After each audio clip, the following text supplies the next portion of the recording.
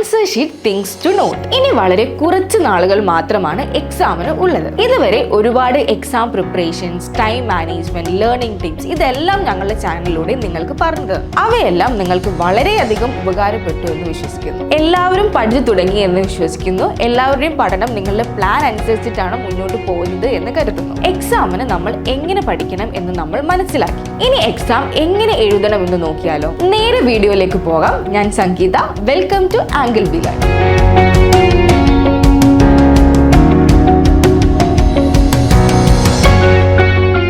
ഒരുപാട് കുട്ടികളോടും answer sheet evaluate ചെയ്യുന്ന ടീച്ചേഴ്സിനോടും സംസാരിച്ചതിന് ശേഷമാണ് ഞങ്ങൾ നിങ്ങൾക്ക് മുമ്പിൽ ഈ വീഡിയോ കൊണ്ടുവരുന്നത്. കുട്ടികൾക്കും പ്രധാനമായിട്ടുള്ള കൺസേൺസ് ആണ്: 1. Hand writing issue, 2. എക്സാമിന് സമയം തികയാതെ വരുന്നത്, 3.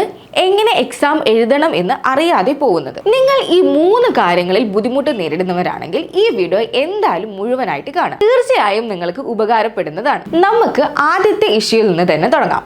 ഹാൻഡ് റൈറ്റിംഗ് ഇഷ്യൂ എല്ലാവർക്കും ഉള്ള ഇഷ്യൂ ആണ്. ഹാൻഡ് റൈറ്റിംഗ് മോശമായി കഴിഞ്ഞാൽ മാർക്ക് കുറയോ എന്നുള്ളത്. നമ്മൾ ഇതുമായി വർക്ക് ചെയ്യുന്ന ടീച്ചേഴ്സിനോട് സംസാരിച്ച സമയത്ത് അവർ പറഞ്ഞത് എന്താണെന്ന് വെച്ചാൽ മേക്ക് ഇറ്റ് റീഡബിൾ എന്നാണ്. അതായത് നിങ്ങളുടെ ഹാൻഡ് റൈറ്റിംഗ് നിങ്ങളുടെ ഫ്രണ്ട്സിന്റെ ഹാൻഡ് റൈറ്റിംഗ് ആയിട്ട് കമ്പയർ ചെയ്യുന്ന സമയത്ത് മോശമാണ് എന്ന് കരുതി ടെൻഷൻ അടിക്കേണ്ടതൊന്നും ആവശ്യമില്ല. നിങ്ങളുടെ ഹാൻഡ് റൈറ്റിംഗ് റീഡബിൾ ആയിരിക്കണം. വാല്യുവേഷൻ ചെയ്യുന്ന ടീച്ചേഴ്സിന് നിങ്ങളുടെ ഹാൻഡ് റൈറ്റിംഗ് മനസ്സിലാക്കാൻ പറ്റണം. നിങ്ങളുടെ ഉത്തരങ്ങൾ മറ്റുള്ളവർക്ക് കൺവേ ചെയ്യാൻ നിങ്ങളുടെ ഹാൻഡ് റൈറ്റിംഗിന് പറ്റുവാണെങ്കിൽ നിങ്ങൾക്ക് ഫുൾ മാർക്ക് തന്നെ സ്കോർ ചെയ്യാം. ഇനി നിങ്ങളുടെ ഹാൻഡ് റൈറ്റിംഗ് മോശമാവുകയാണെങ്കിൽ നിങ്ങൾ അതിൽ വർക്ക് ചെയ്യേണ്ടതുണ്ട്. You still have time. പ്രാക്ടീസിലൂടെ നിങ്ങൾക്ക് അത് ഇംപ്രൂവ് ചെയ്ത് എടുക്കാവുന്നതേ ഉള്ളൂ. അടുത്തതായിട്ട് എല്ലാവരും പറയുന്ന കാര്യമാണ് സമയം തികയാതെ വരുന്നത്. എസ്സേ അല്ലെങ്കിൽ ലോങ് ആൻസർ ക്വസ്റ്റ്യൻസിലാണ് മിക്കവരും ഒരുപാട് സമയം കളയുന്നത്. നമുക്ക് 2 സിനാരിയോസ് നോക്കാം. 1.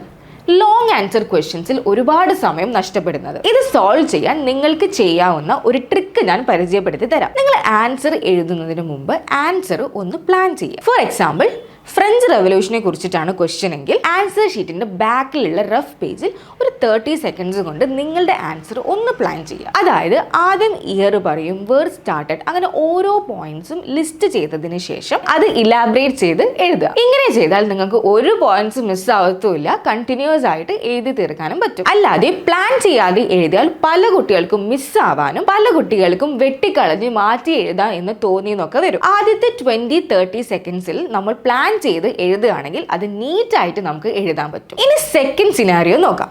എക്സാം കഴിയാറായി ഒരു എസ്സേ ക്വസ്റ്റ്യനും കൂടി നമുക്ക് എഴുതാനുണ്ട്. ഇത്തരം സിറ്റുവേഷനുകളിൽ നിങ്ങൾക്ക് യൂസ് ചെയ്യാൻ പറ്റുന്ന ഒരു മെത്തേഡാണ് ആൻസറിങ് ആസ് ചാർട്ട് പാറ്റേൺ. അതെ, നിങ്ങളുടെ ആൻസർ ഒരു ചാർട്ട് പാറ്റേൺ പോലെ എഴുതുക. നേരത്തെ പോലെ ഫ്രഞ്ച് റെവല്യൂഷൻ ആണ് ക്വസ്റ്റ്യൻ എങ്കിൽ നടുക്ക് ഫ്രഞ്ച് റെവല്യൂഷൻ എന്ന് എഴുതി അതിനു ചുറ്റും ഇമ്പോർട്ടന്റ് ആയിട്ടുള്ള ഇൻസിഡൻസ് ഈ ഇമേജിൽ കാണുന്ന പോലെ എഴുതുക. മുഴുവൻ മാർക്ക് നിങ്ങൾക്ക് കിട്ടിയിട്ടില്ലെങ്കിലും ചുരുങ്ങിയ സമയം കൊണ്ട് നിങ്ങളുടെ ആൻസറിന്റെ 80-90% നിങ്ങൾക്ക് മാർക്ക് സ്കോർ ചെയ്യാൻ പറ്റുന്നതായിരിക്കും. ഇനി അടുത്തതായിട്ട് ആൻസർ ഷീറ്റിൽ കോമൺ ആയിട്ട് വരുന്ന കുറച്ച് ഇഷ്യൂസ് നോക്കാം. ആൻസർ ഷീറ്റിനെ ഏറ്റവും വൃത്തിയായി പ്രസന്റ് ചെയ്യാൻ വേണ്ടിയിട്ട് ഈ ടിപ്സ് നിങ്ങളെ സഹായിക്കും. 1.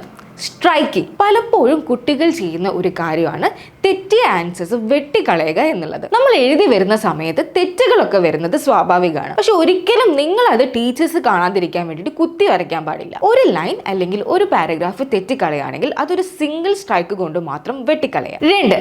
Underline the key points. ഒരു വലിയ പാരഗ്രാഫ് അല്ലെങ്കിൽ എസ്സേ എഴുതുമ്പോൾ അതിലെ ഇമ്പോർട്ടന്റ് ആയിട്ടുള്ള പോയിന്റ്സ് അണ്ടർലൈൻ ചെയ്യുക. ഇത് നിങ്ങളുടെ പോയിന്റ്സ് വിസിബിൾ ആവാനും ടീച്ചേഴ്സിന് പെട്ടെന്ന് തന്നെ മാർക്ക് തരാനും പ്രേരിപ്പിക്കുകയും ചെയ്യുന്നു. അണ്ടർലൈൻ എപ്പോഴും ഒരു പെൻസിൽ ഉപയോഗിച്ച് ചെയ്യുന്നതാണ് നല്ലത്. 3. ന്യൂമറിക്കൽസ്. പ്രോബ്ലംസ് ഒക്കെ ആൻസർ ചെയ്യുന്ന സമയത്ത് നിങ്ങളുടെ ഫൈനൽ ആൻസർ ഒരു ബോക്സ് വെച്ച് ഷോക്കേസ് ചെയ്യാൻ നോക്കുക. ടീച്ചർ ആ ആൻസർ നോക്കുമ്പോൾ ഈസിലി ആ ആൻസർ കാണാൻ ഇടവരികയും അതിന് മാർക്ക് തരാൻ പ്രേരിപ്പിക്കുകയും ചെയ്യുന്നു. അതുപോലെ എപ്പോഴും ന്യൂമറിക്കൽസിന് യൂണിറ്റ്സ് ഉണ്ടെങ്കിൽ അത് എഴുതാൻ ഒരിക്കലും മറന്നു പോകരുത്. For example 10 centimetre, 25 metre per second etcetera. Exam എഴുതുന്നതിനെ പറ്റി ഇത്രയും ഡീറ്റെയിൽഡ് ആയിട്ട് തന്നെ നമ്മൾ ഡിസ്കസ് ചെയ്തിട്ടുണ്ട്. എല്ലാവരും ഈ പറഞ്ഞ കാര്യങ്ങളൊക്കെ ശ്രദ്ധിക്കുക. നമ്മൾ പഠിച്ച കാര്യങ്ങൾ ഒന്നിൽ നിന്നും ഒരു മാർക്ക് പോലും നമുക്ക് നഷ്ടപ്പെട്ടുകൂടാ. അപ്പം എല്ലാവർക്കും വലിയ വിജയം തന്നെ ആശംസിക്കുന്നു. അപ്പം നമുക്ക് ഒരുമിച്ച് പഠിക്കാം, മുന്നേറാം. ബൈ.